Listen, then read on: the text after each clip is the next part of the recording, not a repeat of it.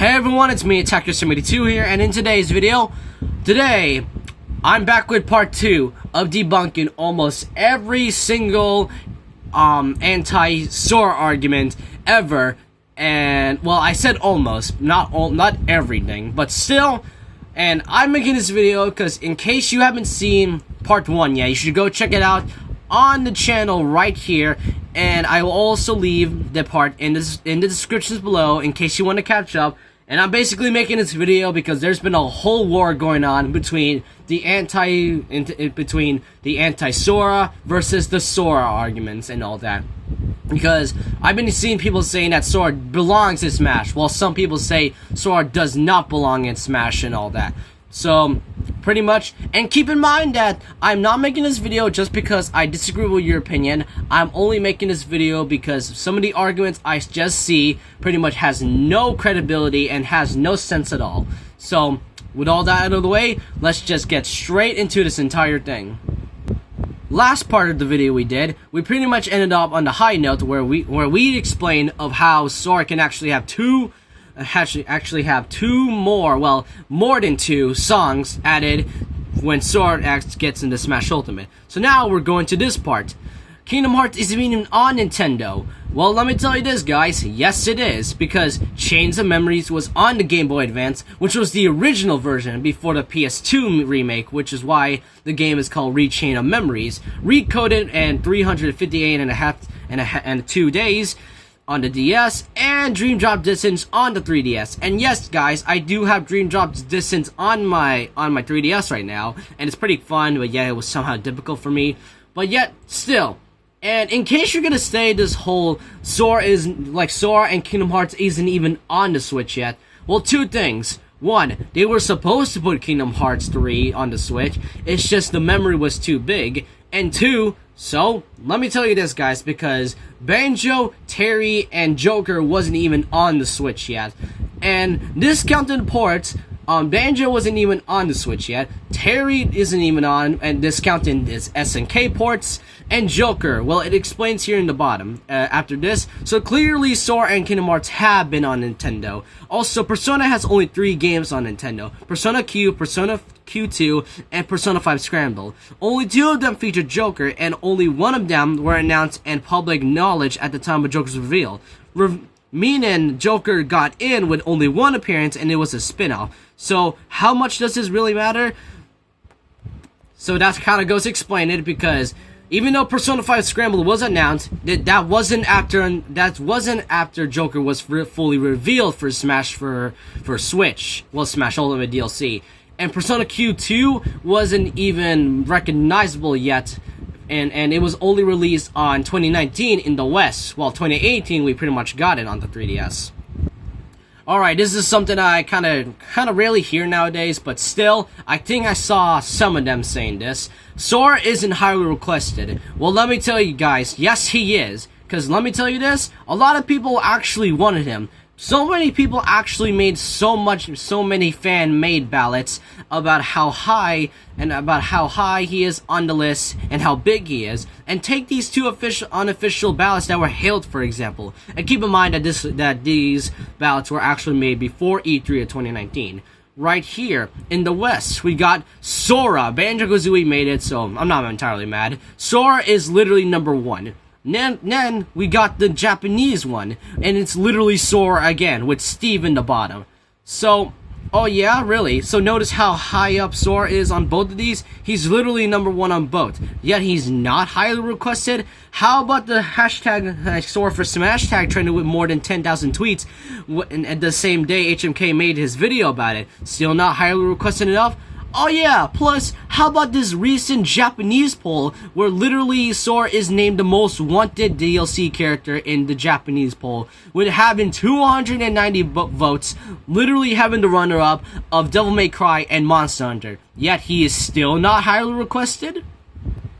Plus, I want to say this about HMK, don't blame him because of your least favorite character.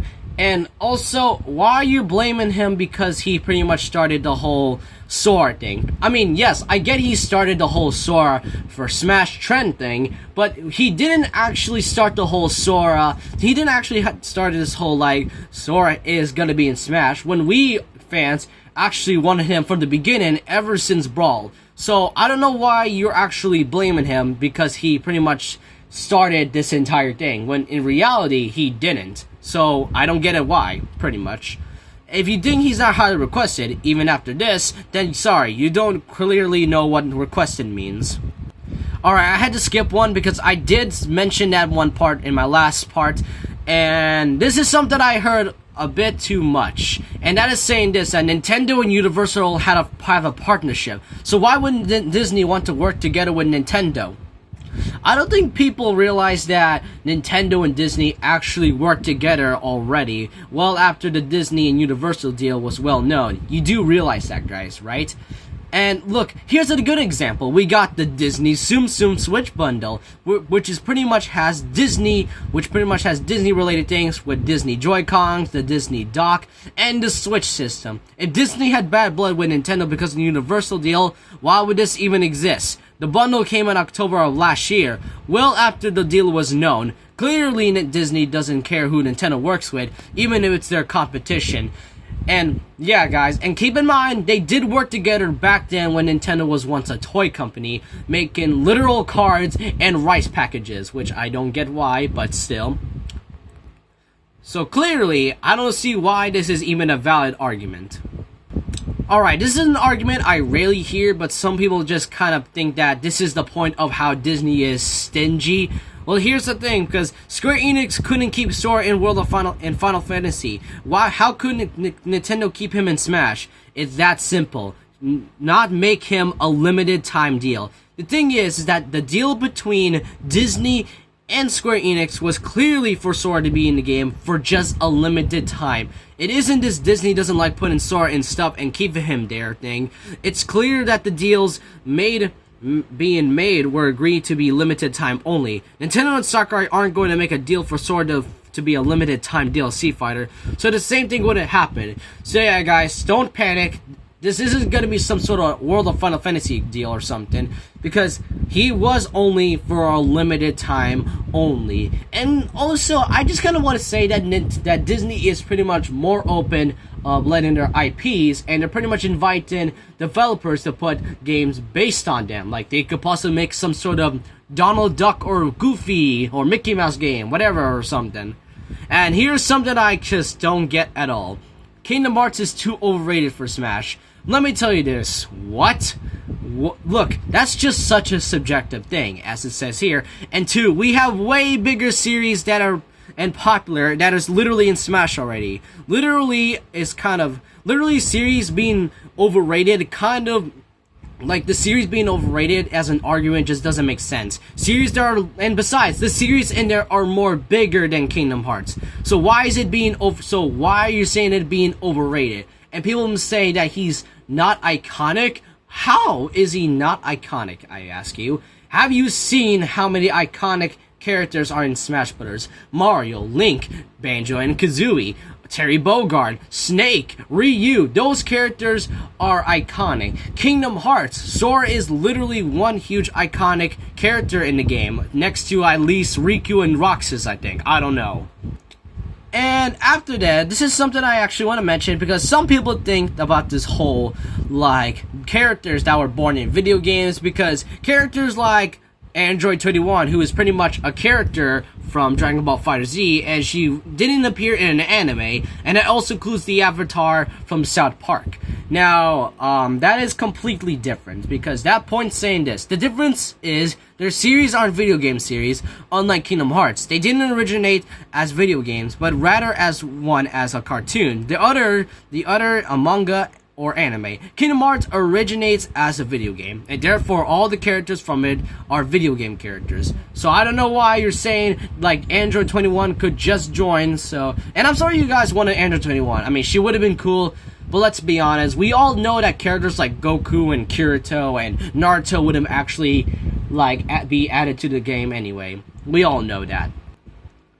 Alright, and also before I ended off here, I did found another article by the same person who made the document, Elisa Arts, and she did say this about a video, and this is something to do with the video known as Why Sora Should Not Be in Smash Ultimate.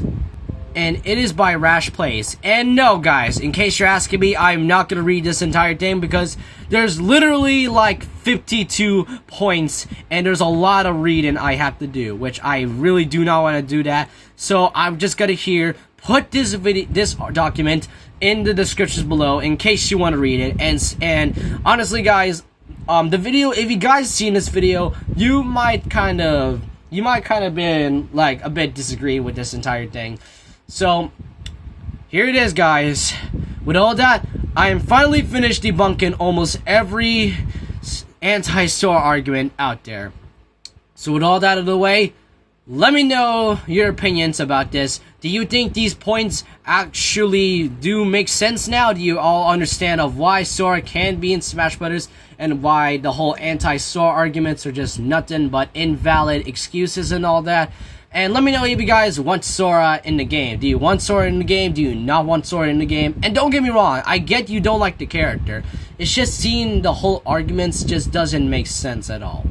So, really guys, leave a like, comment, subscribe, hit the notification bell for more videos, and I'll see you guys next time. Remember this, once a legend, always a legend.